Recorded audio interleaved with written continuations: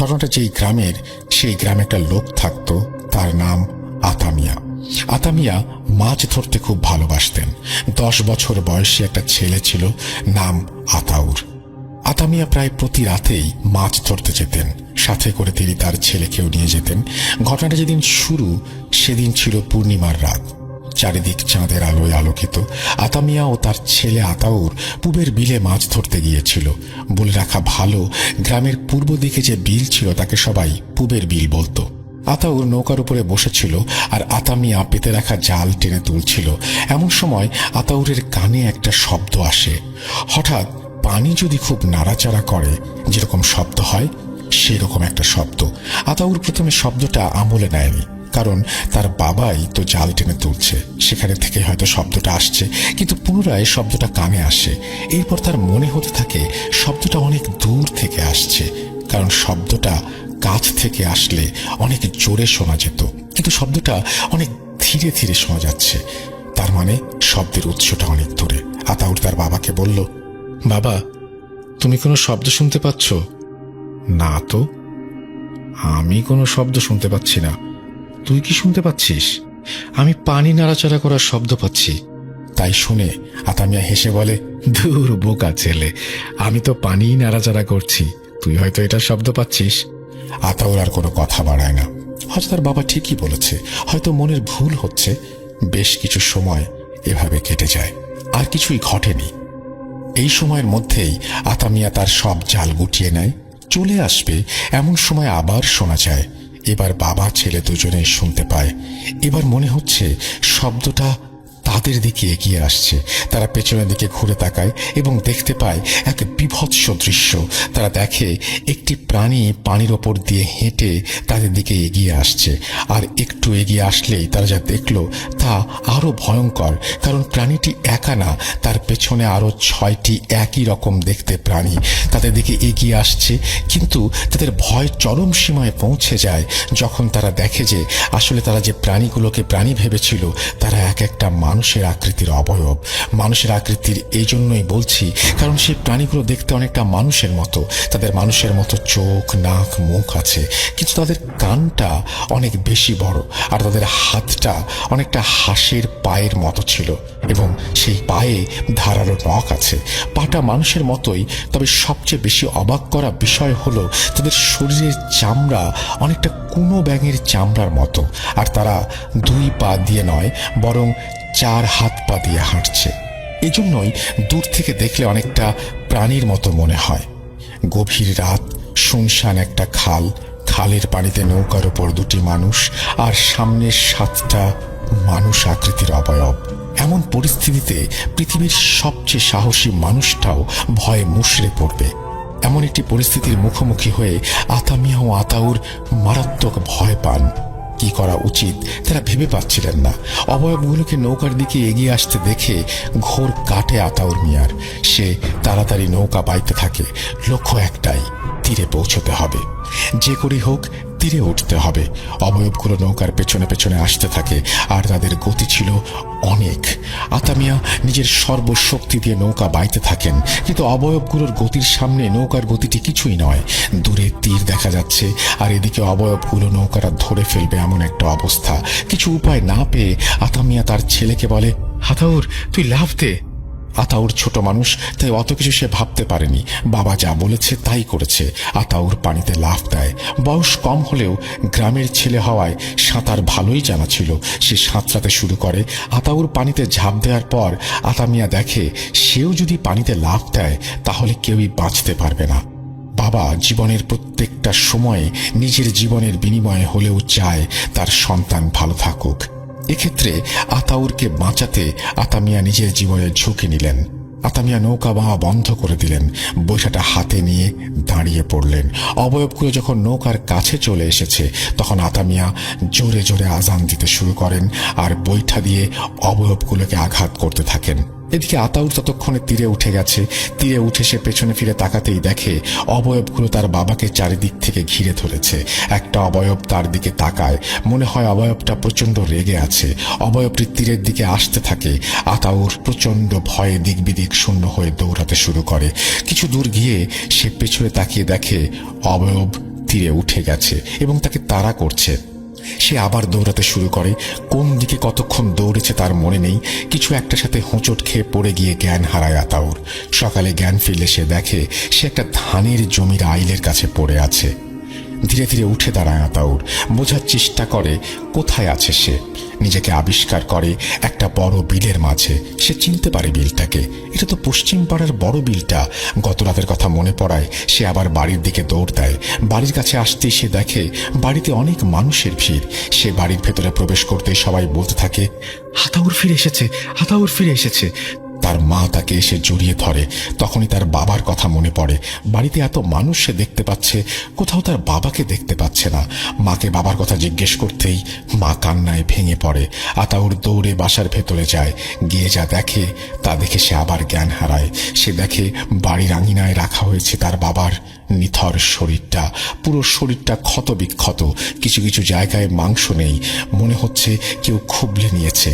আতাউরের জ্ঞান ফিরলে সবাই তার কাছে জানতে চায় রাতে তাদের সাথে কি ঘটেছিল। আতাউর সবটা খুলে বলে আর জানতে চায় বাবাকে তারা কোথায় খুঁজে পেল। একজন জানায়, সারা রাত তোমরা যখন বাসায় ফেরোনি তখন তোমার মা আমাদের কাছে এসে তোমাদের একটু খুঁজে দেখার অনুরোধ করে। আমরা কয়েকজন খুঁজতে খুঁজতে খালের ধারে গিয়ে দেখি তোমার বাবা রক্তাক্ত অবস্থায় নৌকার ওপর পড়ে আছে, আর তুমি সেখানে নেই। আমরা সবাই তোমার বাবাকে ধরাধরি করে বাসায় নিয়ে আসি, আর তোমাকে খুঁজতে যাব এমন সময় তুমি বাসায় ফিরে আসো।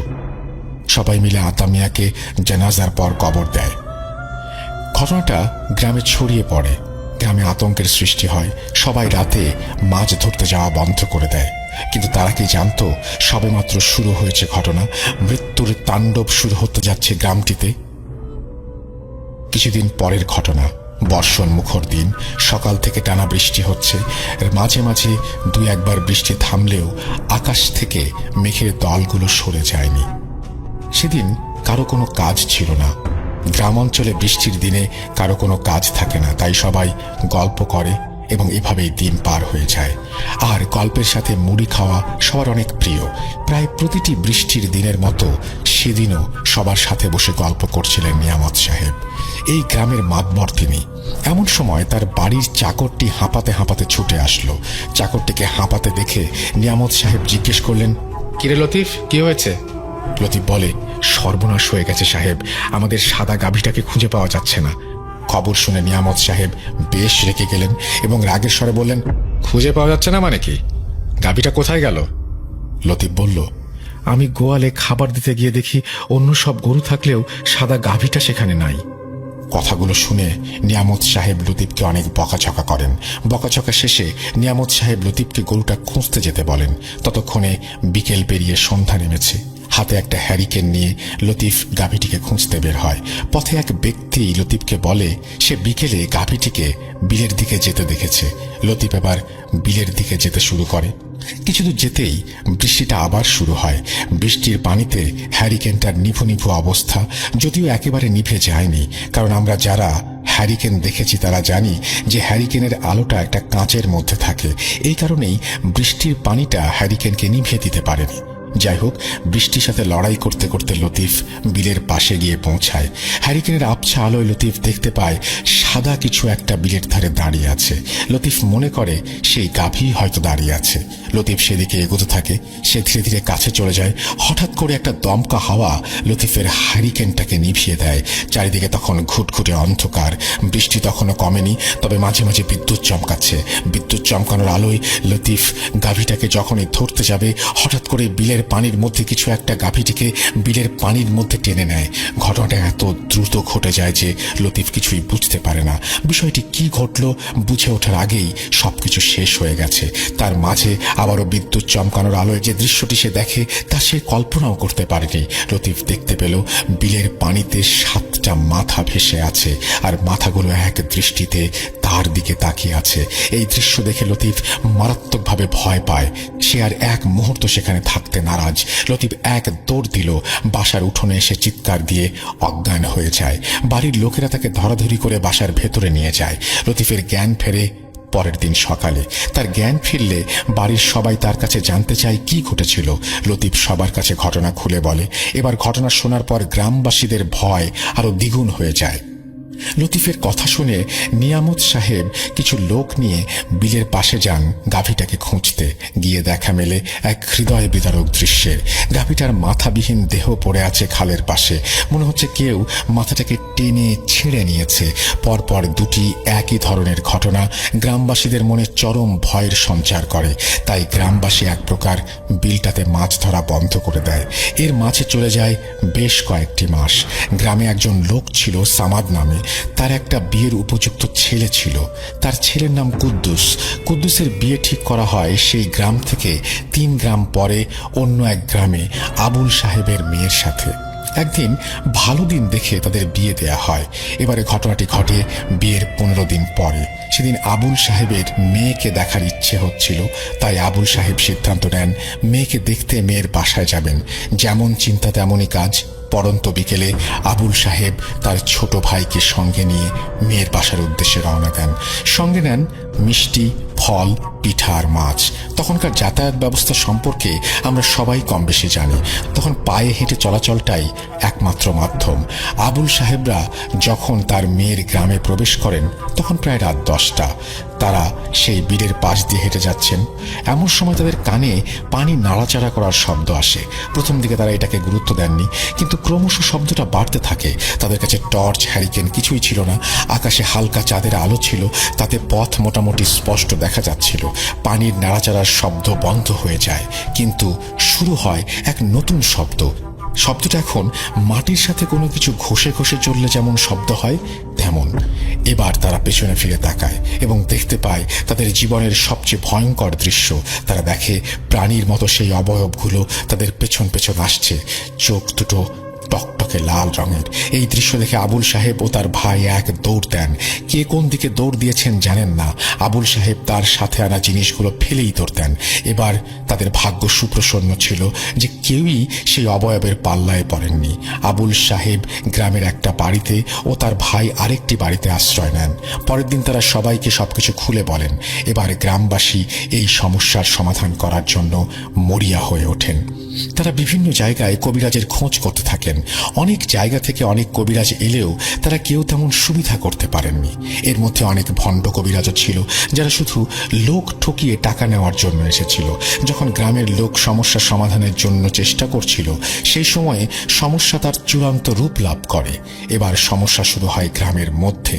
প্রতি রাতেই গ্রামের মানুষের খোয়ার থেকে হাঁস মুরগি গায়েব হয়ে যেতে শুরু করে। প্রথম দিকে সবাই ভেবেছিল কোনো শেয়ালের কাজ হয়তো, কিন্তু এটি একদিন বা একটি রাতের ঘটনা না। সবার ধারণা ভুল প্রমাণিত হয়। একদিন এক মহিলার বাচ্চা ভূমিষ্ঠ হয়, কিন্তু মহিলার স্বামী কোনো এক কারণে সেদিন বাসায় ছিল না। সদ্য জন্ম নেওয়া বাচ্চাটিকে নিয়ে মহিলা রাতে ঘুমিয়েছিল। হঠাৎ তার বাথরুমে যাওয়ার প্রয়োজন হয়। গ্রামের বাথরুমগুলো বাসা থেকে একটু দূরে হয়। মহিলা বাথরুমে যাওয়ার উদ্দেশ্যে ঘর থেকে বের হয় আর দরজা লক না করে শুধু ভিজিয়ে চলে যায়। যখন সে বাথরুম শেষ করে ফিরে আসে তখন সে এক ধরনের শব্দ শুনতে পায়। মনে হচ্ছিল তার ঘরের মধ্যে কেউ কিছু খাচ্ছে। সে দৌড়ে আসে এবং দরজা খুলে যে দৃশ্য দেখে তা পৃথিবীর কোনো মানুষ, বিশেষ করে একজন মা, কখনোই দেখতে চাইবেন না। তিনি দেখেন সেই প্রাণীর মতো অবয়বগুলোর একটি তার বাচ্চাকে মেরে তার শরীর থেকে মাংস খুবলে খাচ্ছে। এটা দেখে মহিলাটি জোরে একটা চিৎকার দেন। এবার অবয়বটি মহিলাকে আক্রমণ করতে আসে। এদিকে তার চিৎকার শুনে আশেপাশের লোকেরা তার বাসার দিকে আসতে থাকে। যখন মহিলার বাড়ির কাছাকাছি চলে আসে তখন তারা দেখতে পায় প্রাণীর মতো কোনো একটা কিছু তার বাসা থেকে বের হয়ে যাচ্ছে। মহিলার ঘরে ঢুকে তারা এক মর্মান্তিক দৃশ্য দেখে। সারা ঘর রক্তে ভেসে যাচ্ছে। ঘরের এক কোণে পড়ে আছে বাচ্চাটির অর্ধেক খাওয়া লাশ, আর অন্যদিকে মহিলার ক্ষত বিক্ষত দেহটি মাটিতে গড়াগড়ি খাচ্ছে। সবার চোখের সামনে মহিলাটি মারা যায়। এই ঘটনার পর পুরো গ্রামে নেমে আসে শোকের কালো ছায়া। এরপরে গ্রামের মানুষ একটা সভার আয়োজন করে এবং সিদ্ধান্ত নেয় যতদিন না একটা ভালো কবিরাজ পাওয়া যায় ততদিন রাতে কেউ বাড়ির বাইরে যাবে না। অনেক খোঁজাখুঁজি শেষে এক কবিরাজের সন্ধান পাওয়া গেল, যিনি এই গ্রাম থেকে 5 গ্রাম দূরে একটা গ্রামে থাকেন। গ্রামের সবাই তাকে নিয়ে তাদের সমস্যার কথা জানালেন। সব শুনে কবিরাজ বললেন, আমি আপনাদের গ্রামে গিয়ে এক রাত থাকব, তারপর আমি বলতে পারবো আমার পক্ষে এই সমস্যার সমাধান করা সম্ভব কিনা। আমি আগামী বৃহস্পতিবার আপনাদের গ্রামে গিয়ে এক রাত থাকব। যেই কথা সেই কাজ। বৃহস্পতিবার কবিরাজ সন্ধ্যার ঠিক আগে গ্রামে এসে উপস্থিত হন। যথা নিয়মে রাত নামে আর কবিরাজ তার থাকার জায়গা ঠিক করে ফেলেন সেই বিলের ধারে একটা গাছের নিচে। সেই রাতটা গ্রামবাসী নির্ঘুম পার করে দেয়। ভোর হতেই ছুটে যায় কবিরাজের কাছে কবিরাজের মতামত শুনতে। কবিরাজ বলে, গত রাতে আমি এই গাছটার নিচে বসেই আমার আসন করেছিলাম। রাত কত হবে জানি না, একটা কি দুটা, তখন দেখি পানির মধ্যে দিয়ে একটা কিছু আমার দিকে এগিয়ে আসছে। যেহেতু আমি আপনাদের কাছ থেকে সবকিছু শুনেছি, তাই আমার আর বুঝতে বাকি রইল না জিনিসগুলো কি। আমি তখন দোয়া পড়ে আমার চারিদিকে গোল একটা দাগ দিয়ে তার মাঝখানে বসি। একে একে জিনিসগুলো পানি থেকে উঠে আসে। 7টা প্রাণী আমাকে ঘিরে ফেলে চারিদিক থেকে, কিন্তু গোল দাগটার কারণে আমার কাছে আসতে পারছিল না। আসলে জিনিসগুলো কি কবিরাজ সাহেব? এক গ্রামবাসী প্রশ্ন করেন। তখন কবিরাজ বলেন, এগুলো এক ভয়ঙ্কর প্রজাতির জিন, যাদের মধ্যে ভালো মন্দ কোনো জ্ঞান নেই। আমাদের এখন কি করা উচিত কবিরাজ সাহেব? গ্রামের মাতবর সাহেব জানতে চাইলেন। সত্যি কথা বলতে আমরা কিছুই করতে পারবো না। এরা প্রচন্ড শক্তিশালী জিন, যারা আল্লাহকে ভয় করে না। এক কথায় এরা কাফির জিন। এদের বিরুদ্ধে কিছু করতে গেলে হিতে বিপরীত হতে পারে। কবিরাজ বললেন। গ্রামবাসী কথাটা শুনে ভয়ঙ্কর রকমের হতাশ হলো আর বলতে থাকলো, তাহলে এই গ্রাম আর টিকল না, সবাইকে মেরে ফেলবে। গ্রামবাসীর মুখের দিকে তাকিয়ে কবিরাজ হয়তো তাদের মনের অবস্থা বুঝতে পেরেছিলেন, তাই তিনি সবার উদ্দেশ্যে বলেন, তবে আপনাদের ভয় পাওয়ার প্রয়োজন নেই। এই জিনগুলো এক জায়গায় বেশি দিন থাকে না। আর কিছুদিনের মধ্যেই হয়তো এরা আপনাদের গ্রাম ছেড়ে দেবে, কারণ এখানে এসে এদের অনেক দিন হয়ে গেছে। তাই আর দিন 10 মতো সাবধান থাকবেন। আশা করি সমস্যার সমাধান হয়ে যাবে। এই কথা শুনে গ্রামবাসীর দেহে প্রাণ ফিরে আসলো। অবশেষে কবিরাজের। আমি তখন ঢাকাতে চাকরি করতাম। তখন একবার বাড়িতে এসে বাজারের একজন রিকশাওয়ালাকে জিজ্ঞেস করেছিলাম, মামা বটপুর যাবেন? আমার কথা শুনে রিকশাওয়ালার চোখ বড় বড় হয়ে গেল। শুধু তার নয়, আশেপাশে থাকা সকল রিকশাওয়ালা অবাক হয়ে আমার দিকে তাকিয়ে আছে। তবে আমার মনোযোগ সামনে থাকা রিকশা চালকের দিকে। নিজের চোখ দুটি বিশাল বড় বড় করে তাকিয়ে আছে। এইভাবে তাকিয়ে আছেন কেন? যাবেন কিনা বলুন? রিকশাওয়ালা হক চকিয়ে গেল। নিমেষেই নিজেকে সামলে নিয়ে ভয় ভয় কণ্ঠে বলল, না মামা, ওদিকে যাওয়া যাবে না, সমস্যা আছে। দিনের আলো থাকলে আপনাকে নিয়ে যেতাম, এখন রাত 10টার উপরে বাজে, এত রাতে যেতে পারবো না। এটি বলে রিকশাওয়ালা তার রিকশা নিয়ে চলে গেলেন। আশেপাশে থাকা আরো রিকশাওয়ালাদের যাওয়ার কথা বলতেই তারাও না করে দিয়ে চলে গেলেন। গ্রামের বাজারের ভেতরে দাঁড়িয়ে আছি প্রায় 30 মিনিটের মতো। আগামীকাল ঈদ। পুরো বাজারে মানুষের কোলাহল।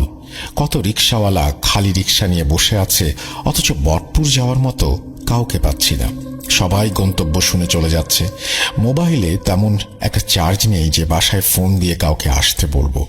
বেশি রাত করে বাসায় ফিরতে চাই না দেখে সকালের বাসে রওনা দিয়েছিলাম, যেন বিকেলের মধ্যে বাড়িতে পৌঁছাতে পারি। কিন্তু ভাগ্য এত খারাপ যে ঈদের আগে রাস্তায় এত পরিমাণ জ্যাম ছিল যেটা বলার মতো না। বিকেলের বাস রাত 9টার দিকে গ্রামের বাজারে নামিয়ে দিয়ে চলে গেছে। যত সময় যাচ্ছে রাত গভীর হচ্ছে। একটু পর 11টা বেজে যাবে। বাজারে চেনা কাউকে দেখতে পাচ্ছি না যে তার সাথে বাড়ি যাব। আরো সময় বাজারে দাঁড়িয়ে থাকলে লাভ হবে না, তাই তার চেয়ে পায়ে হেঁটে যাত্রা শুরু করাটাই উচিত কাজ হবে। এবং মাঝপথে রিকশা পেলে সেটিতে উঠে বাড়ি যাব। যেমন ভাবা তেমন কাজ। 2 হাতে 2টা ব্যাগ নিয়ে হাঁটা শুরু করলাম। অন্ধকার রাত, আগামীকাল ঈদ, অথচ আমাদের গ্রামে তেমন কোনো আয়োজন চোখে পড়ছে না। নিস্তব্ধতা ছেয়ে আছে চারপাশে। আমি নাক বরাবর হেঁটে চলেছি। রাস্তার দুপাশে ধান ক্ষেত, অথচ সেখানে কোনো ধান নেই, এখনো মৌসুম আসেনি। ধান ক্ষেত পানিতে ভর্তি হয়ে আছে। হঠাৎ পেছন থেকে একটা রিকশার আওয়াজ পেলাম। সঙ্গে সঙ্গে পেছনে তাকিয়ে দেখলাম একটা ফাঁকা রিকশা আমাদের গ্রামের দিকে যাচ্ছে। আমি দেরি না করে রিকশাওয়ালাকে ডাকলাম, মামা বটপুর যাবেন? রিকশাওয়ালার পুরো মুখ কাপড় দিয়ে জড়িয়ে রাখা। তিনি রিকশা থামিয়ে আমাকে উঠতে বললেন। আমি দ্বিধাবোধ না করে রিকশায় উঠে পড়লাম। রিকশা চলছে তার আপন গতিতে, আমি তার উপর বসে আছি। হঠাৎ রিকশাওয়ালা মামা বলে উঠলেন, মামা কি ঢাকায় থাকেন নাকি? হ্যাঁ, কয়েক বছর ধরে বাড়ি আসা হয় না, তাই এবার ঈদের ছুটিতে চলে এসেছি। পায়ে হেঁটে কেন? রিকশা নিয়ে যেতে পারলেন না? বাজারের সব রিক্সাওয়ালাকে যাওয়ার কথা বলেছিলাম, কেউ রাজি হয়নি। সামনে বটগাছের বাগান শুরু হবে, তারপর বাঁশঝাড়। এই সবের ভেতর দিয়ে কেউ রাতে আসা যাওয়া করতে চায় না। বাজার থেকে গ্রামের দূরত্ব 4 কিলোমিটার। এটুকুর ভেতর 4 ধরনের রাস্তা চোখে পড়বে। একটা ধান ক্ষেতের রাস্তা, একটা বট গাছের বাগান, তারপর বাঁশঝাড়, সবশেষে পড়বে একটা কবরস্থান। এসবের ভেতর দিয়ে আমাদের গ্রামে যাওয়া হয়। মামার কথায় আমি তেমন জবাব দিলাম না, চুপ করে থাকলাম। তখন মামা আবার বললেন, জানেন সাহেব, এই রাস্তা কিন্তু ভালো না। রাতের বেলায় কেউ এই রাস্তা দিয়ে যাতায়াত করে না। সবাই বলে ওই রাস্তা দিয়ে গেলে ভয়ানক সব জিনিস চোখে পড়ে। ভয়ানক জিনিস বলতে কি বোঝাচ্ছেন, একটু খুলে বলুন তো। মাথাহীন মানুষ, দেহ ছাড়া মাথা, কত কি।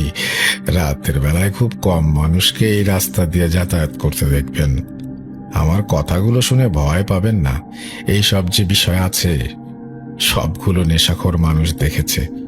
আপনি নিশ্চয় জানেন, নেশাখোর মানুষের হুঁশ থাকে না। আমরা ততক্ষণে বটতলার মাঝামাঝি চলে এসেছি। আরো কিছুক্ষণ যাওয়ার পর বাঁশঝাড় পাবো। আমি শুধু রিক্সাওয়ালার কথা শুনে চলেছি, তবে বলার মতো কোনো ভাষা পাচ্ছি না। এগুলো গল্প নাকি বাস্তব কিছুই বুঝে উঠতে পারছি না। মাঝখানে আমাদের কোনো কথা হলো না। বটগাছ বটবাগান অতিক্রম করে বাঁশঝাড়ের সীমানায় এসে গেলাম। এমন সময় রিক্সাওয়ালা মামা নিজের রিক্সা থামিয়ে দিলেন।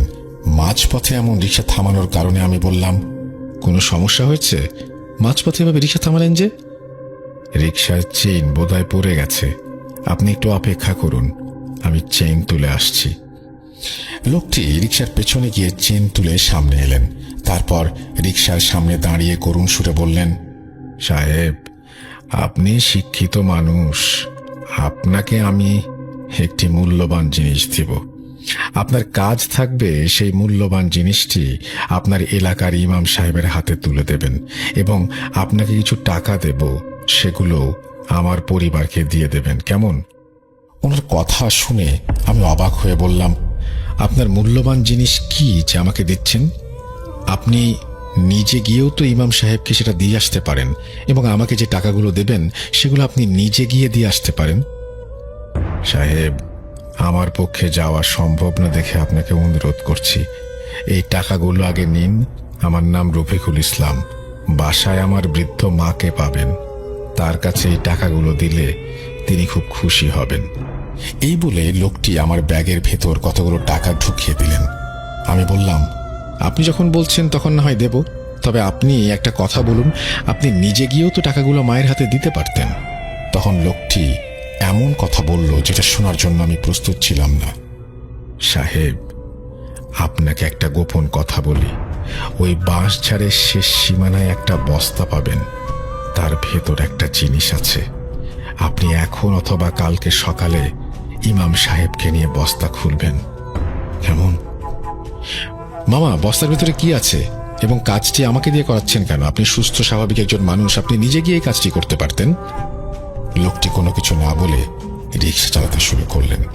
আমাকে আমার বাসার সামনে নামিয়ে দিলেন। যখনই ভাড়া দিতে যাব তখনই লোকটি বললেন, আমাকে টাকা দেওয়ার কিছু নেই, আমার ভাড়ার টাকাটি আমার আম্মাকে দিয়ে দিয়েন।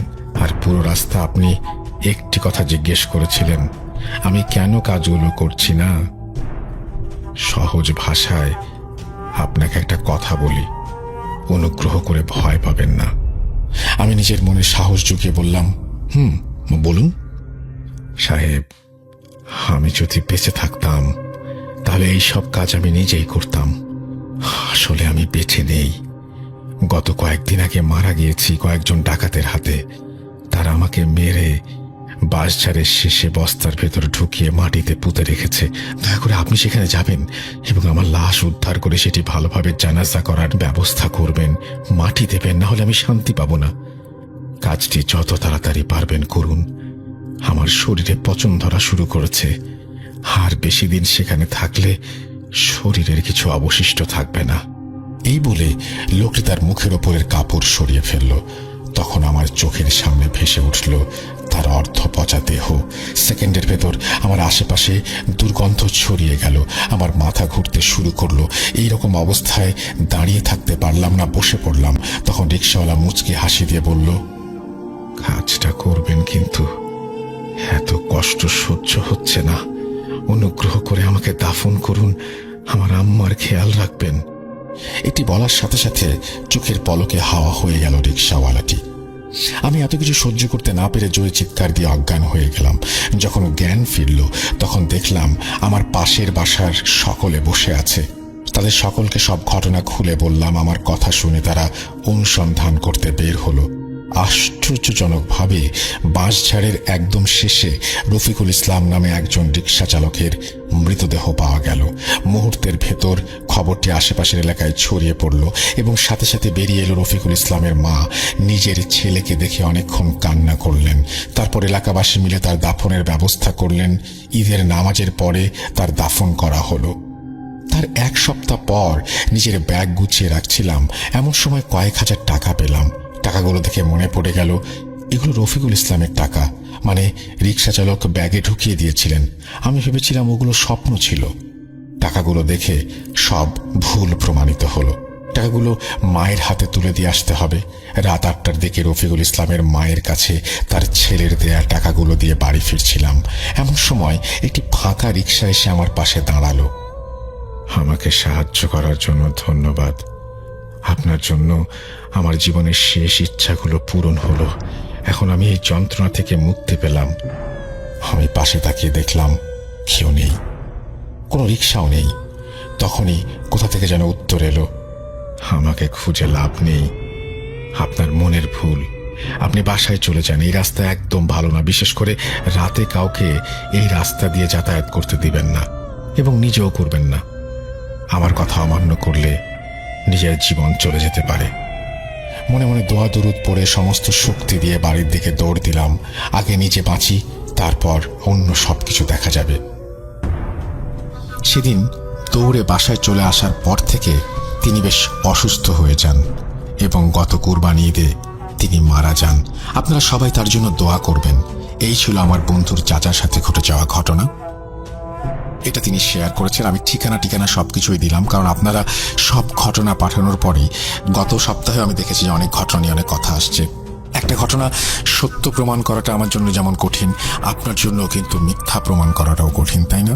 কিন্তু এই যে আজকে এই মুহূর্তে যে ঘটনাটা বললাম, এরকম একটি ঘটনা আমি অনেক দিন আগে ভূত এফএমে বলেছিলাম। সেটা ছিল একজন ডক্টরের সাথে ঘটেছিল এই ঘটনাটি। ডাক্তার সাহেবের, আমার যতদূর মনে পড়ে, এখনো পরিষ্কারভাবে আমার মনে নাই অত কিছু, কিন্তু ডাক্তার সাহেবের কোন একটা পেশেন্টের ঘটনা, মৃত্যু পথযাত্রী একজন পেশেন্ট, নাকি মারা গেছেন এরকম একজন পেশেন্ট, তিনি একজন ডক্টরের কাছে, তার মার কাছে, তার পরিবারের কাছে খবর পৌঁছে দিতে বলেছিলেন। এরকম একটা ব্যাপার আমি শুনেছিলাম। সুতরাং এই সিরাজাবাদ ইউনিয়নে চেয়ারম্যানের ছেলে নদীতে গোসল করতে যায়। তখন সময় ছিল 1:45। তার সাথে আরো কয়েকজন বন্ধুরাও ছিল। আর চেয়ারম্যানের ছেলের বয়স 20 কি 25 হবে। তার বন্ধুরাও তার সমবয়সী। তারা সবাই মিলে নদীতে গোসল করতে যায়। নদীর একপাশে তারা সবাই গোসল করছিল। তারা যখন গোসল করছিল তখন একটু দূরে ড্রেজার দিয়ে কিছু বাড়ি তোলা হচ্ছিল এবং সেখানে একটা গর্তের সৃষ্টি হয়েছিল। ছেলেগুলো সেই গর্তের পাশেই গোসল করছিল। গোসল করার এক পর্যায়ে তারা সবাই স্রোতে গা ভাসিয়ে দেয়। স্রোতে ভাসতে ভাসতে হঠাৎ করে তারা গর্তের পাশে চলে আসে। তারা জানতো না এখানে গর্ত আছে। নদীতে খুব বেশি স্রোত ছিল না। অনেকক্ষণ সেখানে সাঁতার কাটে তারা।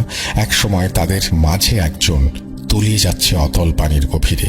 তা দেখে সবাই তাকে বাঁচাতে যায়। সবাই মিলে তাকে ওপরে টেনে তোলে, কিন্তু তাকে বাঁচাতে গিয়ে আরো দুজন সেখানে প্রায় ডুবে যাচ্ছিল। তাদেরকে বাঁচাতে যায় চেয়ারম্যানের ছেলে। তাদেরকে ওপরে টেনে তুলতে গিয়ে সে নিজেই অথই পানির গভীরে তলিয়ে গেল। কিন্তু সে খুব ভালো সাঁতার পারত, তারপরেও সেখান থেকে উঠতে পারল না। এই ঘটনা দেখে বন্ধুরা তাকে বাঁচাতে যায়। তার বন্ধুরা অনেক চেষ্টা করেও তাকে ওপরে তুলতে পারেনি। সে তলিয়ে যায় অথই পানির গভীরে। অনেক হইচই হয়। নদীর আশেপাশে লোকজন ছিল, তারাও চলে আসে। তাদেরকে সব ঘটনা খুলে বলা হয়। সবাই তাকে খুঁজতে পানিতে নেমে পড়ে। কেউ জাল টানছে, কেউ ডুব দিয়ে তাকে খুঁজছে, কিন্তু সব চেষ্টা বিফলে যাচ্ছে। যারা জাল ফেলছিল তাদের জাল কেটে যাচ্ছিল পানি থেকে, পুরোটা জাল আসছিল না। সবাই অনেক ভয় পেয়ে গেল। গ্রামের অনেক লোক চলে আসছে নদীর তীরে। ডুবুরিও চলে আসে। প্রথমে ডুবুরি যখন ডুব দেয় 10 মিনিট 20 মিনিট 30 মিনিট হয়ে গেল, ডুবুরি ওপরে ওঠে না।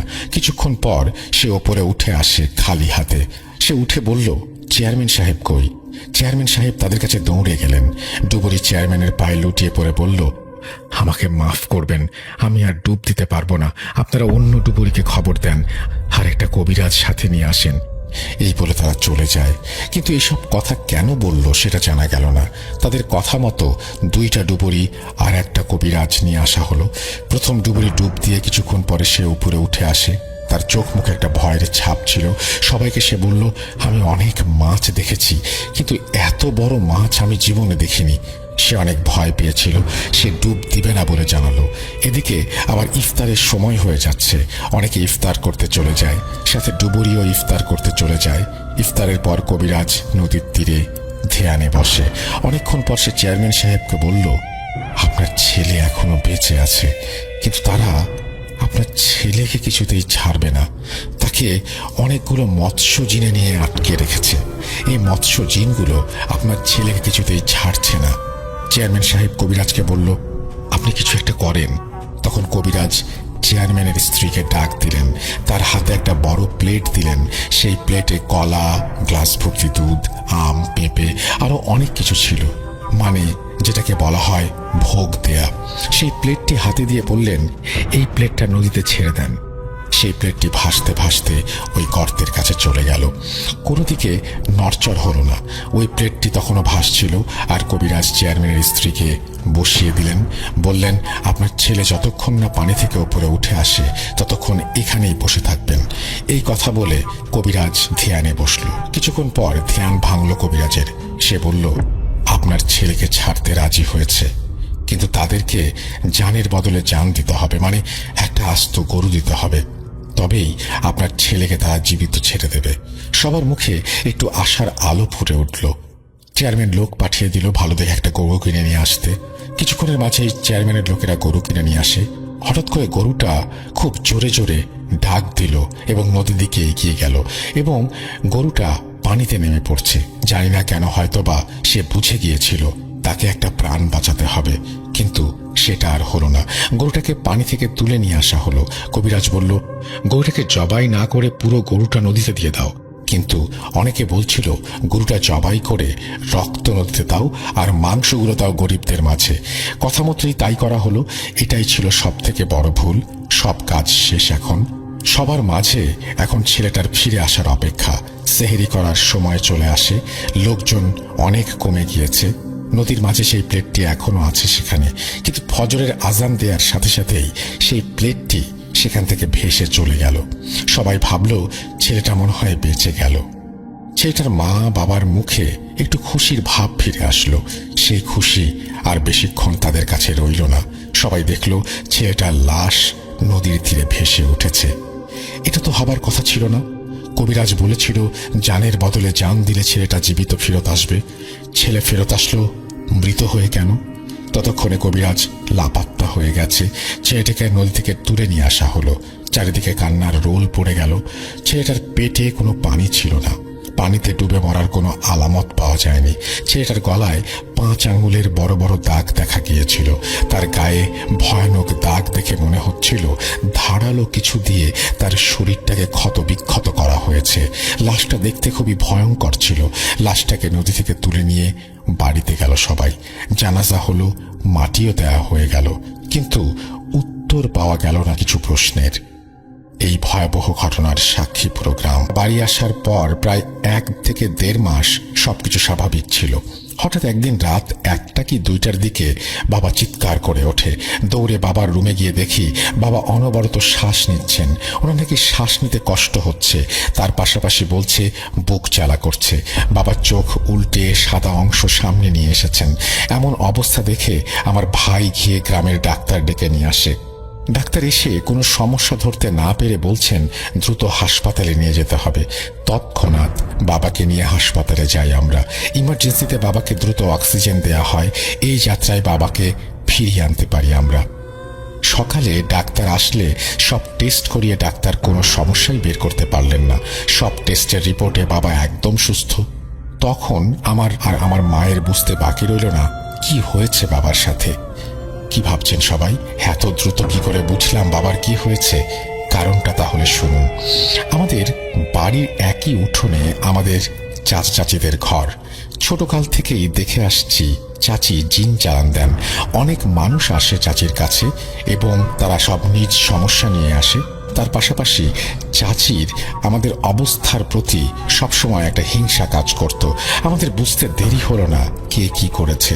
তাও সন্দেহ ছিল, পাকাপোক্ত করে তো আর সবকিছু বলা সম্ভব ছিল না। যাই হোক, সেদিন বাবাকে নিয়ে আমরা বাসায় চলে আসি। কথায় আছে, কাঁটা দিয়ে কাঁটা তুলতে হয়। পরদিন বাবার অবস্থার কিছুটা উন্নতি হলো। আমি আর মা চলে যাই পাশের গ্রামে এক কবিরাজের কাছে। কবিরাজ সব সমস্যা শুনে বললেন পরের দিন আবার যেতে। পরের দিন আমি আর আমার মা আবার সেই কবিরাজের বাড়িতে যাই। তখন কবিরাজ আমাদের বললেন, শোনো মা, তোমরা যদি অনুমতি দাও তাহলে আমি সত্যিটা বলতে পারি। মায়ের অনুমতি পেয়ে কবিরাজ বললেন, ওনার ভাইয়ের স্ত্রী ওনাকে দুটো জিনকে মুক্তির প্রতিশ্রুতি দিয়ে এই কালো জাদু করেছে। সাথে একটা বাচ্চা সম্ভাব্য ছাগলের তাজা রক্ত ও দুটি মুরগির রক্ত দিয়ে এই কালো জাদু করা হয়েছে। এবং কালো জাদু একমাত্র সেই ভাঙতে পারবে যে এই জাদু দিয়েছে।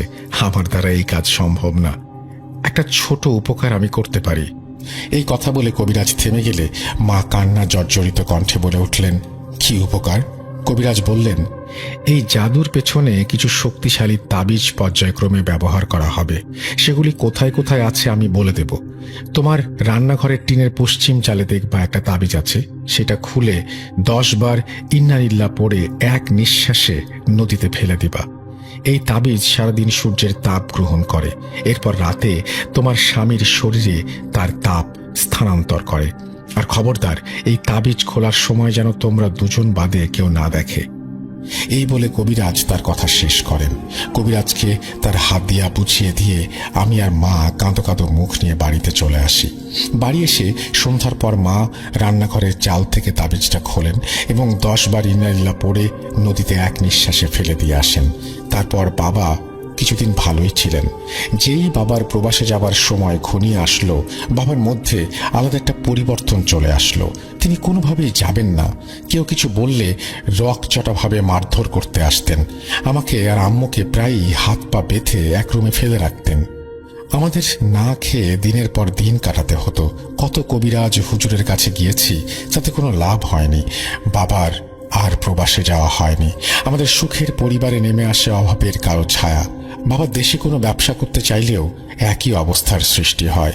এখন বাবা নিজেদের জমি জমা দেখাশোনা করে। কিছুদিন আগে বাবা অভাবে জর্জরিত হয়ে দেশের বাইরে যাবার পরিকল্পনা করেন। সবাই তাতে অনেক আনন্দিত হয়। কিন্তু এর 2 দিন পরে এক রাতে বাবা হঠাৎ চিৎকার করে চোখ উল্টে নিজের গলা নিজেই খামচে রক্তাক্ত করে ফেলে। মাকে মারধর শুরু করে। নিজের পাসপোর্ট, কাগজপত্র যা কিছু আছে সবকিছুতে আগুন ধরিয়ে দিয়ে চিৎকার করে বলতে থাকে, ও আমাকে যাইতে দিবে না, আমি যাবো না। আমার গলা চলে, বরফ পানি দে, বরফ পানি দে।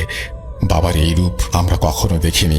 মা তৎক্ষণাৎ সেই কবিরাজকে ফোন দিলে কবিরাজ আমাদের ঘরের পেছনের বড় আম গাছটি কেটে ফেলার নির্দেশ দেন। পরের দিন পুরোটা গাছ কাটার পরে সবার চোখ কপালে উঠে যায়। গাছের ভেতর রক্তে ভেজা কাপড় দিয়ে মোড়ানো একটি মস্ত বড় তাবিজ। মা এটি দ্রুত আগের তাবিজের ন্যায় নদীতে ফেলে দিয়ে আসেন। বাবা এখন প্রায়ই রাত হলে এমন করে। একবার মৃত্যুর মুখ থেকে ফিরে আসেন। এখন আল্লাহই আমাদের শেষ ভরসা। ব্ল্যাক ম্যাজিক যে কতটা দুর্বিষহ, কতটা নির্মম, তা প্রত্যেকটা দিন আমাদের মনে করিয়ে দেয়। যারা এই সমস্ত কাজ করে তাদের জন্য আল্লাহ জাহান্নামের সর্বনিকৃষ্ট স্তর রেখেছেন। সুতরাং এই সব থেকে আমরা দূরে থাকি। একটা কথা বলে রাখা ভালো, সফিউল্লাহ ভাই ছোটবেলা থেকেই অনেকটা চঞ্চল স্বভাবের এবং অনেকটা দুষ্ট প্রকৃতির ছিল। আরো একটা কথা, সফিউল্লাহ ভাইয়ের ফ্যামিলিটা আসলে অনেকটা ধার্মিক ফ্যামিলি, খুব একটা ধার্মিক ফ্যামিলি। এবং সফিউল্লাহ ভাইয়ের বাবা একজন মাওলানা সাহেব। তো কাজেই সফিউল্লাহ ভাইকে ছোটবেলা থেকেই ইসলামিক লাইনে পড়াশোনা করতে হয়েছে, মাদ্রাসা লাইনে পড়াশোনা করেছে সে ছোটবেলা থেকে। তো ঘটনাটি যখন ঘটে তখন সফিউল্লাহ ভাই সবেমাত্র হেফজো শেষ করে তিনি আলিয়া মাদ্রাসায় ভর্তি হয়েছে।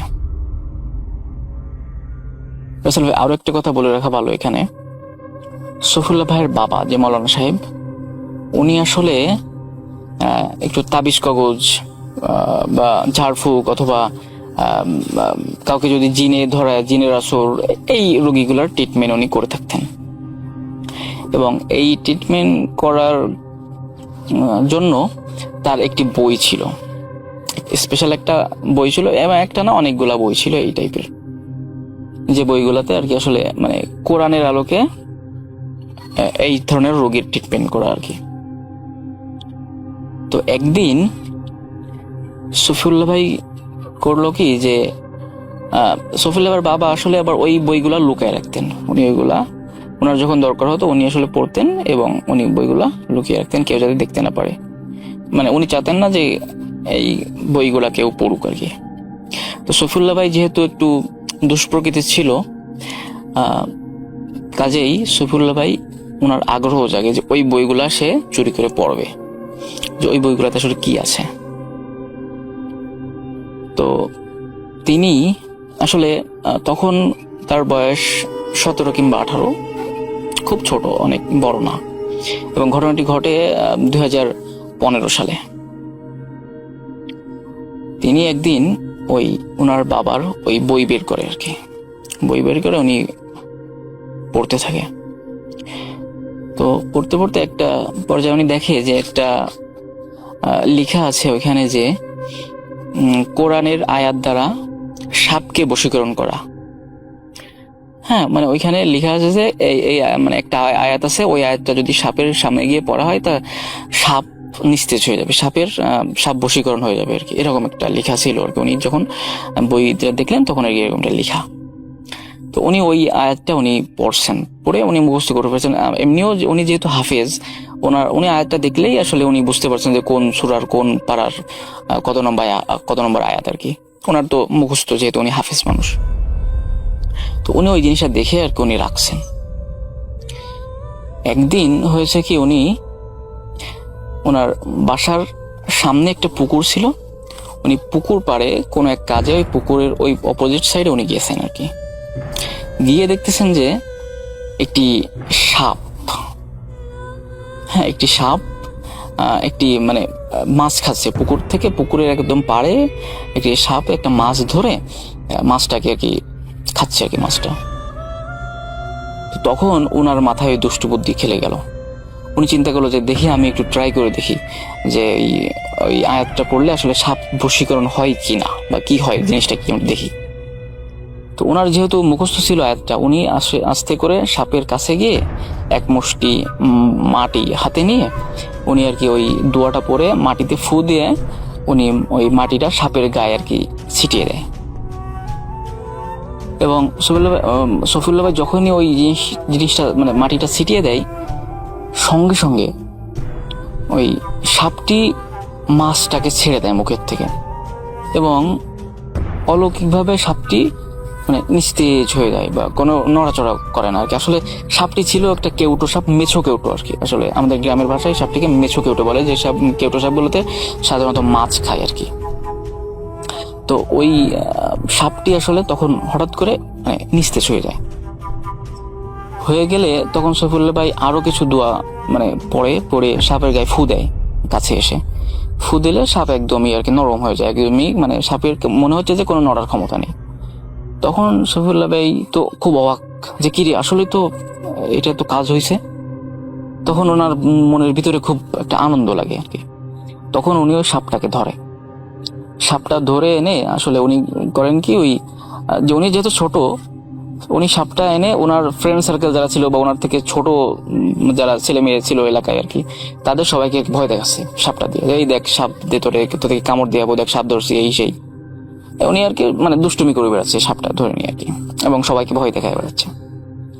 এবং একটা পর্যায়ে উনি সাপটাকে মেরে ফেলে দেয়। উনি সাপটাকে ছেড়ে দেয় না, উনি মেরে ফেলে দেয়। এবং এই ঘটনা কিভাবে জানি জানতে পারে ওনার বাবা, সফিউল্লাহ ভাইয়ের বাবা মৌলানা সাহেব। উনি এই কথাটি যখন জানতে পারে, তো রাত্রেবেলায় সফিউল্লাহ ভাইকে অনেক বকাঝকা করে, অনেক বকাঝকা করে এবং বলে যে তুমি সাপ ধরছো কেন, এবং সাপ ধরে তুমি মেরে ফেলছো কেন, এটা কি ঠিক হচ্ছে, এটা তুমি কেন করছো? কিন্তু রাসেল ভাই, শফিউল্লাহ ভাইয়ের বাবা কিন্তু জানে না যে আসলে উনি কোন প্রক্রিয়ায় সাপটা ধরছে, ওই দোয়া কালাম পড়ে ধরছে, এইটা কিন্তু সে জানে না।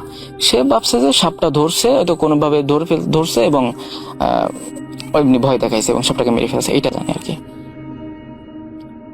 তো এই গেল সেদিন, এবং শফিউল্লাহ ভাই বলে যে ঠিক আছে, না আমি আর কোনোদিন সাপটা ধরবো না, এটা বলার বাবার কাছে ভুল স্বীকার করে।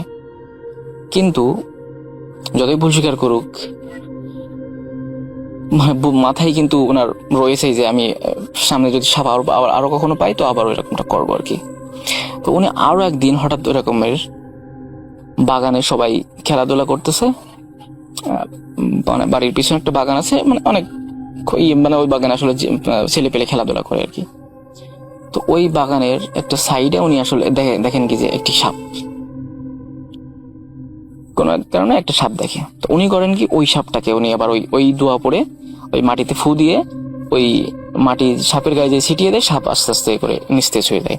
তখন উনি সাপটিকে আবার ধরে তারপর ওই সাপটি নিয়ে উনি আবার সবাইকে ভয় দেখানো শুরু করে, সবারে মানে করে, মানে খেলা টেলা করে আর কি। করে একটা পর্যায়ে ওই সাপটিকে উনি আসলে সেই দিনও সাপটিকে ফেলে দেয়। এবং ওই ঘটনাটাও ওনার বাবা জানতে পারে। জানার পরে শফিউল্লাহ ভাইয়ের কাছে যে জিজ্ঞেস করে যে তুই কোনভাবে তুই সাপটা ধরছিস, আর কেন ধরলি, আগের দিন তোর নিষেধ করছি বা এই তারপরে আর কি শফিউল্লাহ ভাই সবকিছু সত্যি সত্যি বলে দেয় আর কি। খুব প্রেশার ক্রিয়েট করে এবং সত্যি সত্যি বলে দেয় যে আমি তোমার ওই বাবাকে বলে যে আমি আপনার ওই যে বইটা ছিল ওই বইটা দেখে আমি এই পড়ে আমি এইভাবে সাপ ধরছি আর কি।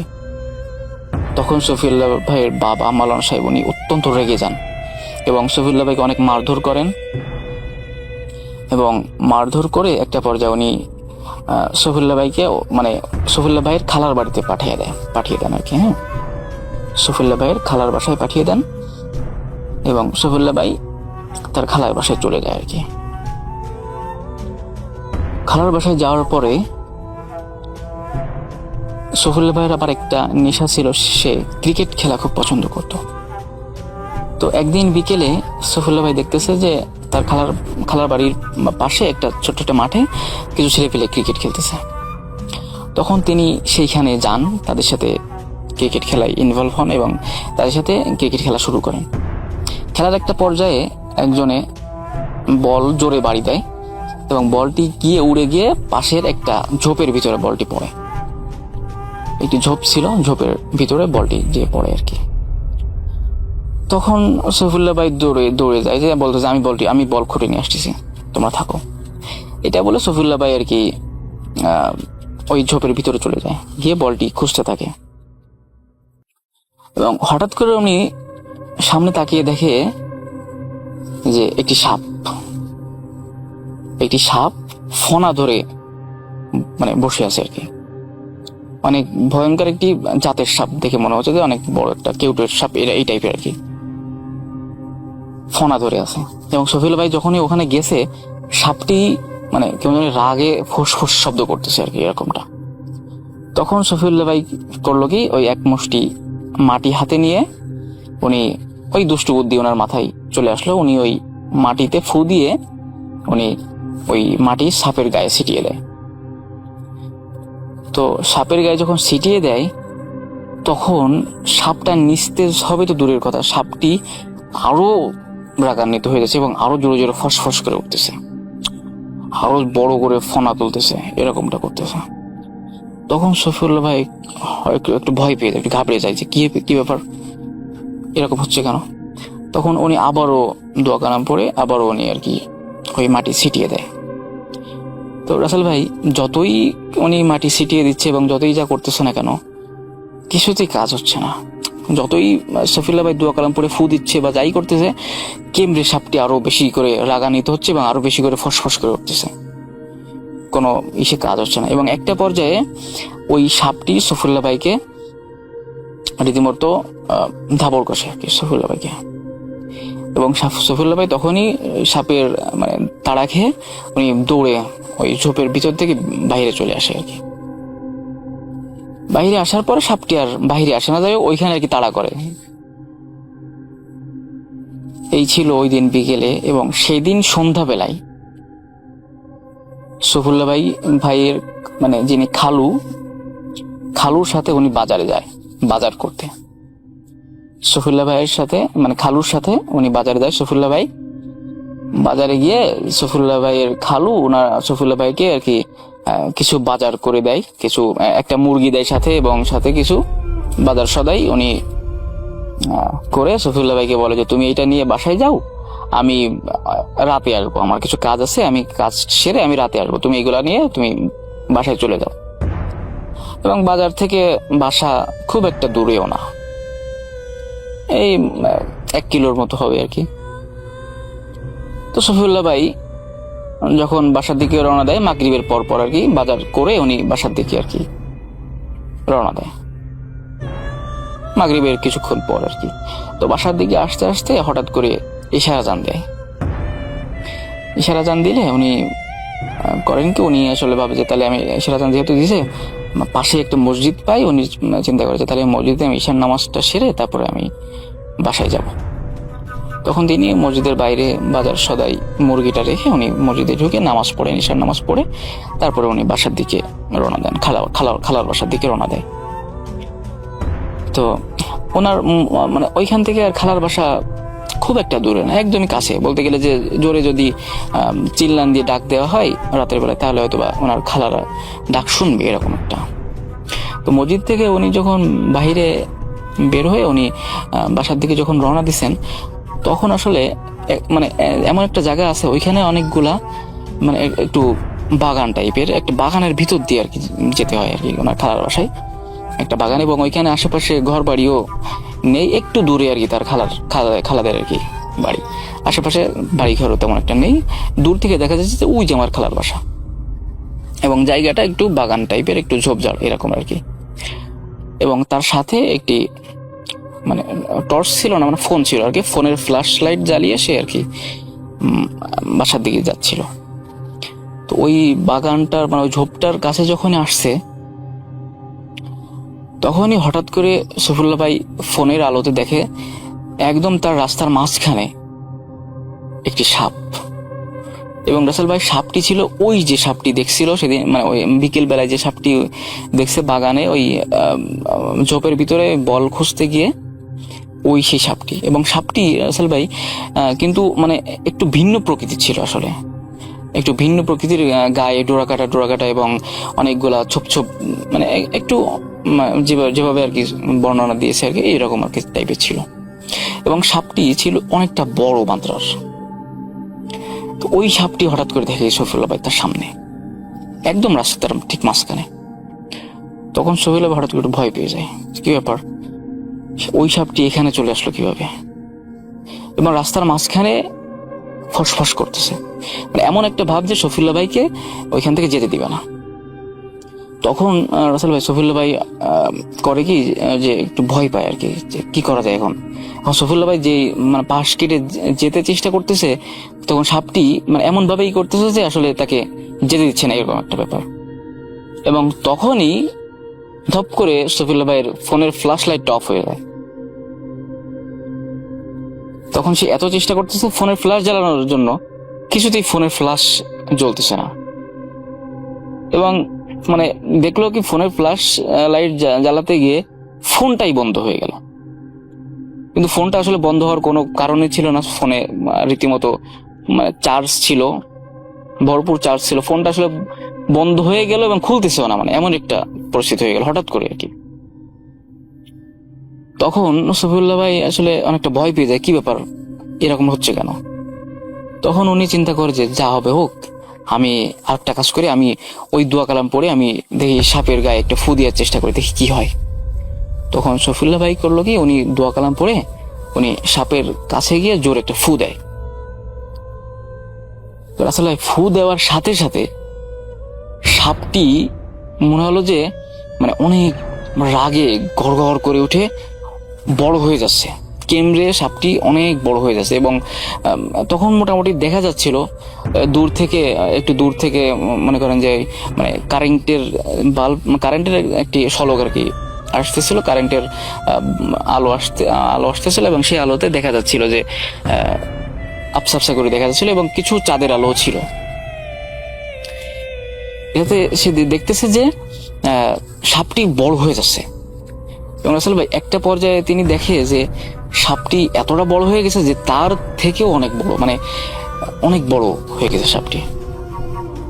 এইরকম বড় হওয়া মানে কোনো একটা সাপের পক্ষে সম্ভব না। এবং তখন সে প্রচন্ড ভয় পায়। সফিউল্লাহ ভাই ভয় পেয়ে ওইখান থেকে দৌড় দেয়।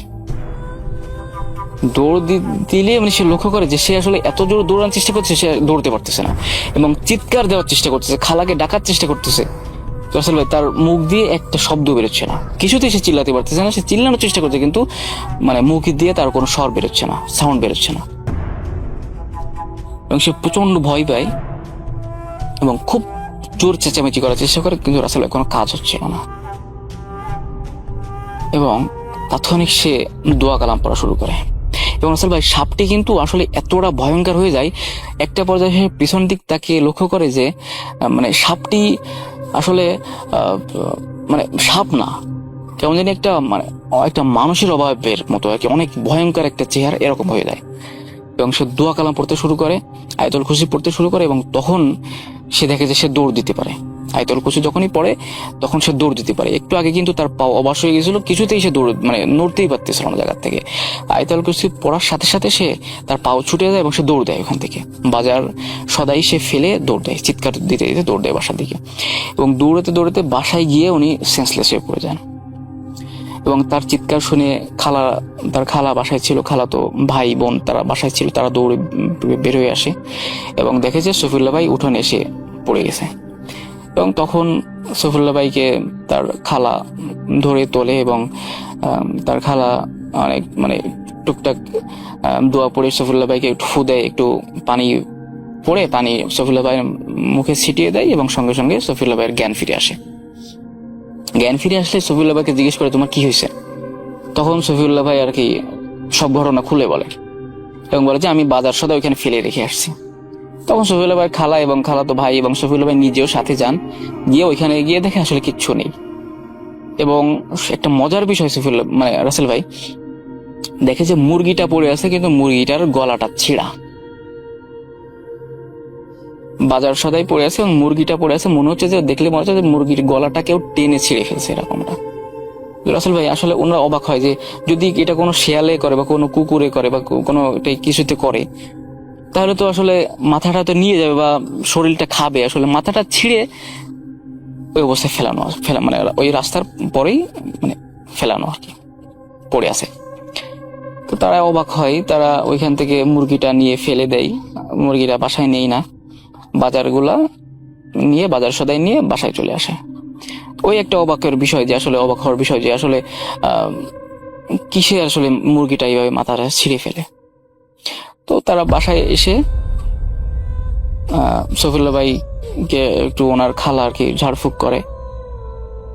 সফিউল্লাহ ভাই বাসায় থাকে এবং ওই দিন তার খালা পিঠা বানাচ্ছিল আর কি।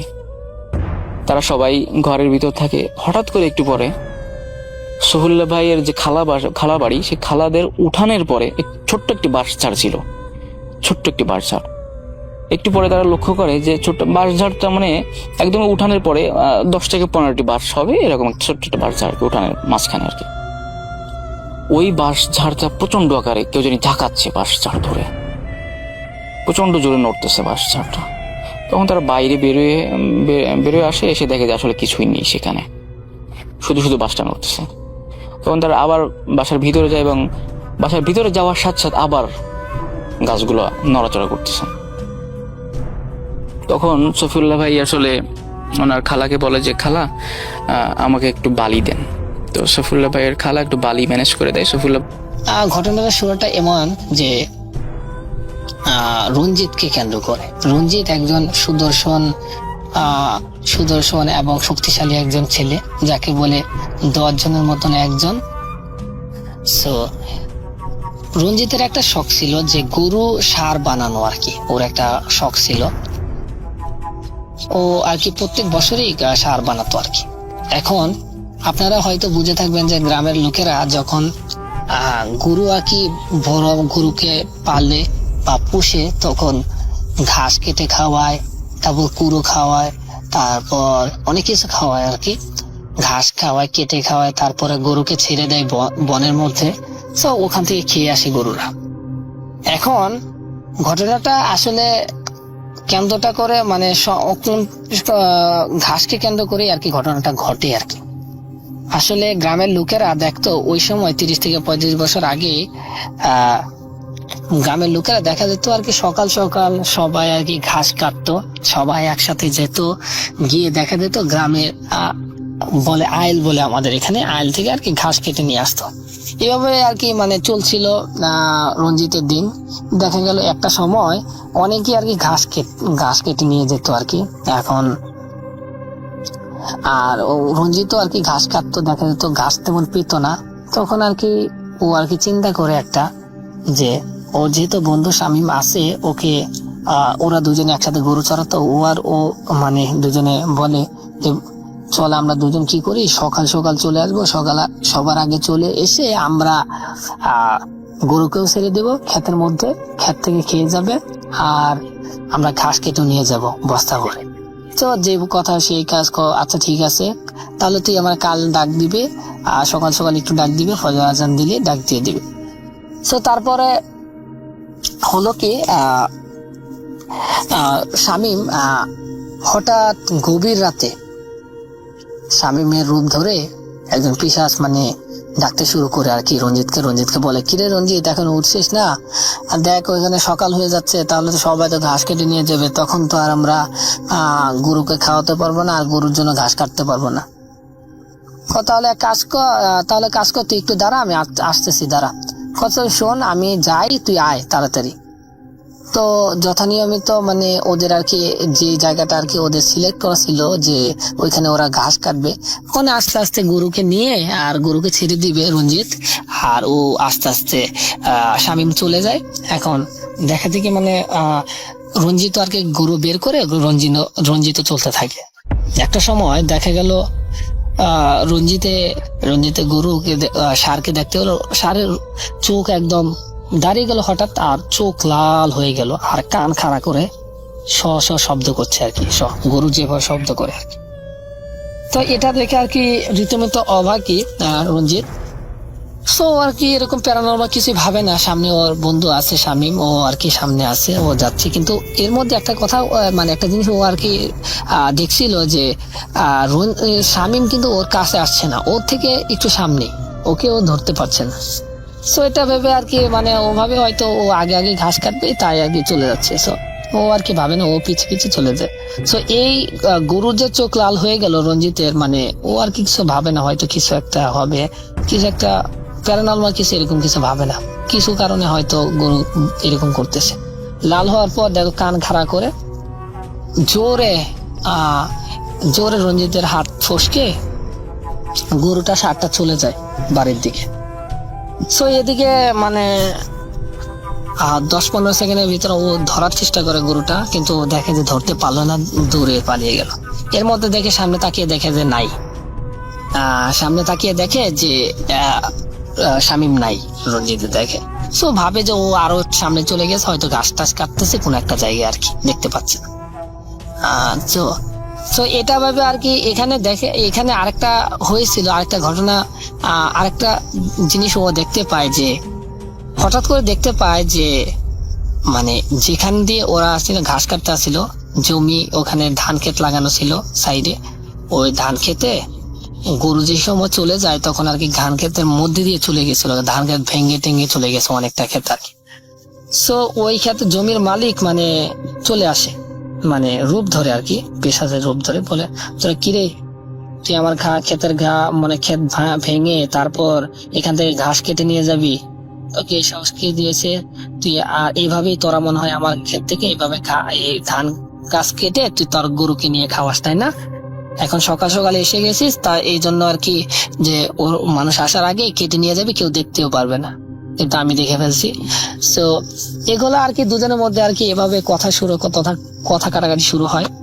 একসময় দেখা গেল দুজনের মধ্যে একটা কথা থেকে মারামারি শুরু হয়ে যায়।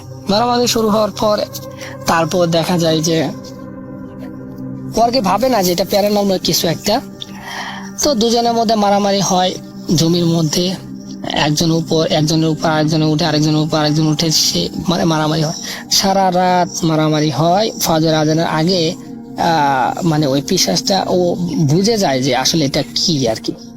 যে পিশাচটা বলে, রঞ্জিত আজকে তুই বেঁচে গেলে, বলে যে তুই ভাবিস না আমি আবার আসবো। তো এটা বলে রঞ্জিতকে আর কি ওটা চলে যায়। ও বুঝতে পারে যে এটা প্যারানর্মাল, কিন্তু তারপর তেমন ভয় পায় না। লাস্টে তারপর বাড়িতে ফজরের সময় যারা যারা আসে আর কি, মানে গ্রামে যারা মাটি কাটে ঘাস কাটে তারা আসে, এসে দেখে রঞ্জিত পড়ে আছে। তখন ধরাধরি করে ওর গ্রামের আর রুমে নিয়ে যায় আর কি, ওর বাড়িতে নিয়ে যায়। নিয়ে যাওয়ার পর 2-1 দিন অসুস্থ থাকে, তারপরে ও সুস্থ হয়ে যায়। এভাবে চলতে থাকে। একটা সময় এভাবে অনেক দিন কেটে যায়। কেটে যাওয়ার পর আরেক দিন রঞ্জিতে করলো কি, যে গ্রামের লোকদের সাথে একটা ডিল করে যে মাটি কাটতে হবে, যে আমরা চাঁদ রাত আছে, এখন চাঁদ রাতে আমরা সকাল সকাল চলে আসব, আমরা সকাল সকাল মাটি কাটবো আর কি। সো এইভাবে গ্রামের লোকদের সাথে চুক্তি হয় একটা জায়গায়। সো এটা বলে, মানে রাতে সবাইকে বলে যে ঘুমিয়ে যায়, যে আমরা সকাল সকাল গ্রীষ্মের সকাল মানে গরমের সময় যে আমরা কাজ করবো, সকাল সকাল মাটি কাটবো। সো এটা ভাবে আর কি সবাই বলে যে আচ্ছা ঠিক আছে, আমাদের মানে ওকে বলে যে আমাকে একজন ডাক দিস, তোদের মধ্যে কেউ এসে ডাক দিলে হলো। তারপরে রঞ্জিত ঘুমাতে চলে যায়। তারপরে ওদের মধ্যে একজন আর কি ডাকে, বলে কিরে রঞ্জিত এখনো উঠছিস না? সবাই তো জ্বলে যাচ্ছে, সবাই তো মাটি কাটার জন্য প্রস্তুতি নিচ্ছে, তুই তো ঘুমাচ্ছিস, তাড়াতাড়ি আয় তাড়াতাড়ি আয়। এটা বলে ওই লোকটা চলে যায় আস্তে আস্তে। দাঁড়া আমি আসতেছি, কোদালটা নিয়ে আসি। তারপরে হলো কি, রঞ্জিত আর কি কোদাল নিয়ে বের হয়ে যায়। কোদাল নিয়ে বের হয়ে যায়। বের হয়ে যাওয়ার পর আস্তে আস্তে হাঁটতে থাকে। একদম হাঁটতে হাঁটতে ওই জায়গায় ও আর কি নিজেকে আবিষ্কার করে ওই জায়গায় যায়, চলে যায়। তারপর হঠাৎ করে আর কি কোদালটা আর কি অন্যদিকে রাখে। রাখার পর দেখা গেল ওই যে লোকটা বলছিল যে মাটি কাটার কথা, ও আর কি আসে। আসার পর ওর কাছে চলে আসে রঞ্জিত, কয় কিরে কেউ দিন নাই, কেউ তো নাই, তুই একা এখানে কি করিস, মানে কি জন্য আমাকে ডেকে আনলি, বা ওরা কোথায় গেছে, এরকম ভাবে অনেক কথা জিজ্ঞেস করতেছে। তারপরে বলে তো ওরা আসবে, ওরা তো আসবে না আজকে, ওরা তো আজকে আসবে না, ও এভাবে কথাটা বলে। কিন্তু তুই কিভাবে আজকে যাবি? এটা শুনে রঞ্জিতে আর কি বলে, কি বললি তুই? ওরা তো আসবে না, তুই আজকে কিভাবে যাবি এখান থেকে? এটা শুনে রঞ্জিতে বুঝতে পারে যে কিছু একটা, অন্য কিছু একটা। এবার বলে যে দেখ রঞ্জিত, সেদিন তো বেঁচে গিয়েছিলে, আজকে তো তুই বাঁচবি না, আজকে দেখি তোকে কে বাঁচায়। এটা বলে রঞ্জিতের সাথে ওই পিশাচের একটা মারামারি শুরু হয়ে যায়। মারামারি হতে হতে হতে এদিনও দেখা গেল রঞ্জিতকে আর কি ফজর আজান দিয়ে দিল, রঞ্জিতকে মারতে পারলো না। পিশাচ আবারও বলে যায় যে রঞ্জিত তোকে আমি ছাড়বো না, তুই ভাবিস না আমি আবার আসবো। এভাবে আর কি হওয়ার পর, এই ঘটনা ঘটার পর দেখে আবার সকালবেলা সবাই দেখার পর চাঁদ রাতে আসার কথা ছিল, সকালবেলা আসে, একটু আগে আগে আসে, এসে দেখে সবাই দেখে রঞ্জিত পড়ে আছে এখানে। সো এটা দেখে আর কি সবাই রীতিমতো আর কি অনেকটা জিজ্ঞেস করে কি হয়েছে, কি কারণে হয়েছে এরকম। পরে সবাইকে এটা খুলে বলার পর বাড়িতে নিয়ে যাওয়ার পর রঞ্জিত দিন দিন অসুস্থ হতে থাকে। অসুস্থ হওয়ার পর হতে হতে একসময় দেখা গেল ও এমন একটা অবস্থা হলো, ও শুকাতে থাকে। এর মধ্যে আর কি গ্রামে আপনারা জানেন যে বর্ষাকালে অনেক পানি হতো, চতুর্দিকে পানি হয়ে যেত, কিন্তু অনেক আগের দিনে আর কি। তো আর কি ওই সময়টাও ছিল আর কি একটা বর্ষাকালের সময়। তো তখন মানে রঞ্জিতের বাড়ির আশেপাশে আর কি পানি ছিল। তখন আমার বাবাও ছিল, আমার বাবাও আর কি তখন দেখেছিল যে পানি, চতুর্দিকে পানি। সো আর কি দেখে রঞ্জিত যেদিন মারা যাবে, তখন এই দিন দেখে রাতের বেলা, সন্ধ্যার পর, আপনারা তো জানেন সন্ধ্যার পরে গ্রামে কিন্তু অনেকটাই আর কি নিস্তব্ধ হয়ে যায়। তখন দেখে যে ঢোল বাজানোর শব্দ, ঢোল বাজানোর গান বাজনার শব্দ হচ্ছে। আর গানের শব্দ এত শব্দ যেটা আর কি কি বলবো, আমাদের এই বর্তমান সময়ের আর কি বক্স থেকে অনেক কি মানে অনেক শব্দ আর কি, ঢোলের শব্দ। তো এইভাবে আর কি শুরু হয় বাজনা শুরু হওয়ার পর এখন বাজনার সাথে এখন দেখে যে রঞ্জিতের আর কি পরিবারের লোকেরা দেখে যে এখানে রঞ্জিতের বাজনা বাজতেছে আর রঞ্জিতের আর কি অবস্থা অবনতির দিকে যাচ্ছে, খারাপ হচ্ছে। তো রঞ্জিত এভাবে আর কি বাজনা বাজতেছে, এইভাবে 10 মিনিট 15 মিনিট বাজতেছে আর রঞ্জিত মানে রঞ্জিতের অবস্থা খারাপ হচ্ছে, হাই উতাস হচ্ছে আর কি। রাতও তখন বেজে গেছে অনেকটা। তখন এটা দেখে আর কি পরিবারের মানুষ তেল মাঞ্জা থেকে শুরু করে যা যা ওরা জানতো তারা শুরু করলো। এভাবে শুরু হয়, মানে চলতে থাকে, গান বাজনা শুরু হয়, গান বাজতে বাজতে। আর গান যতক্ষণ ধরে বাজতেছে খালি ততক্ষণ পর্যন্ত ছটপট করতেছে রঞ্জিত। তো গালাগালি করা অবস্থায় আমি তখন একটা স্বপ্ন দেখি, যেখানে আমি দেখছিলাম আমার সামনে কয়েকজন ডাক্তার দাঁড়ানো, আমি একটা বেডের উপর শোয়া, অর্থাৎ আমার কোনো সার্জারি করা হচ্ছে। তো আমি তারপর আমার ঘুম ভেঙে যায় এবং আমি আমার ওই স্বপ্নটার কথা আর কিছু মনে থাকে না। তো তার বেশ কয়েকদিন পর আমি আরেকটি স্বপ্ন দেখতে পাই, যেখানে আমি দেখি আমি একটা ইউনিভার্সিটিতে চান্স পেয়েছি। তো ইউনিভার্সিটির ছাত্ররা মানে বলা বলি করছিল একজন আরেকজনকে, এই ছেলেটা কেন চান্স পেয়েছে জানতে পারিস, মানে জানিস? তো একজন আরেকজনকে বলছে যে এই ছেলেটার মানে মাথায় নাকি মস্তিষ্ক নেই, এই কারণে এই ছেলেটাকে এই ইউনিভার্সিটিতে চান্স দেওয়া হয়েছে। তো এটাও তো ঘুমের মধ্যে, আমি অতটা পাত্তা দেই না, তো আমার ঘুম ভেঙে যায়। তো তারপর আমি মানে শক খাই তখন যখন আমি সত্যি অনুভব করি যে আমি মানে আমার রিয়েল লাইফে আমি মস্তিষ্কের দিকে যখন খেয়াল করি, যে মানুষের মস্তিষ্ক থাকা অবস্থায় একজন নর্মাল মানুষ যেভাবে চলাফেরা করে, আমি তো সেইভাবে চলাফেরা করছি, কিন্তু আমার মাথায় আমি মাঝে মধ্যে পাথর পড়ার মানে ছোট ছোট পাথরের টুকরা, অ্যাকচুয়ালি ছোট ছোট পাথরের টুকরা আমার মাথায় পড়ে, কিন্তু এর কারণ আমি মানে অজানা। তো তখন আমার কাছে বিষয়টা ক্লিয়ার হয় যে আসলেই তো আমার তো মাথায় তো পাথর পড়ছে, তাহলে আমার মস্তিষ্ক তো হয়তোবা কোনো কারণে আমার মস্তিষ্ক নেই, আর মস্তিষ্কের বদলেই হয়তোবা এই পাথরগুলো পড়ছে। তো এইভাবে আমি এই সমস্যা থাকা অবস্থাতেই আমি আপনার ডিপ্লোমা ইঞ্জিনিয়ারিং কমপ্লিট করি। আমার কষ্টের মধ্যে দিনগুলো যায়, কারণ মস্তিষ্ক না থাকার কারণে আমি মানে পরীক্ষার আগ দিয়ে বা যখনই পড়াশোনা করতে বসতাম, আমি যে পড়া 2 থেকে 3 বার পড়লে মুখস্থ হয়ে যেত, সেই পড়াগুলো আমার মানে একদমই মনে থাকে না। তারপরও কোনোভাবে আমি পাশ করি, আপনার ডিপ্লোমা ইঞ্জিনিয়ারিংটা পাশ করার পর আমি মানে বিএসসিতে ভর্তি হই।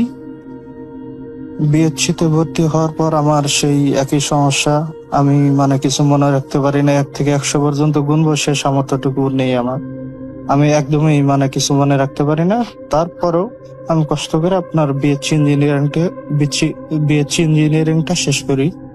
তারপর আমি আমার বাসায় চলে আসি। আমার সমস্যার কারণে আমি মানে কাউকে এটা বলতেও পারি না, আমি চাকরিতেও যাই না। আমি বলি যে মানে আমার চাকরি ভালো লাগে না, আমি চাকরি করব না, আমি বাসায় বাবার ব্যবসা দেখাশোনা করবো।